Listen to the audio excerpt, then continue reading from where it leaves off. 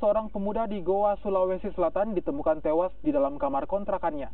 Korban tewas diduga setelah mengonsumsi obat daftar G secara berlebihan. Tangis histeris keluarga korban pecah saat mengetahui pemuda 26 tahun ini tewas di dalam kamar kontrakannya di Kelurahan Pandang-Pandang, Kecamatan Sumba Opu, Kabupaten Goa, Sulawesi Selatan. Korban meninggal pertama kali diketahui oleh pemilik kontrakan yang curiga dengan kondisi korban yang tertidur dalam posisi tengkurap di lantai. Dari hasil olah tempat kejadian perkara, tim Inafis Polres Goa bersama tim Inafis Rumah Sakit Polri Bayangkara Makassar menemukan obat-obatan jenis daftar G yang sudah dihancurkan dan tersimpan di dalam sejumlah bungkusan. Dugaan sementara korban meninggal akibat mengonsumsi obat-obatan jenis daftar G ini secara berlebihan. Informasi dari keluarga diketahui semasa hidup korban memiliki riwayat penyakit asma.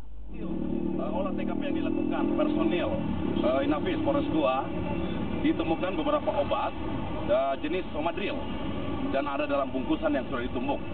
Ya, sementara seperti itu. Oh, dari dugaan kematian korban sendiri sudah jelas bahwa korban meninggal karena overdosis.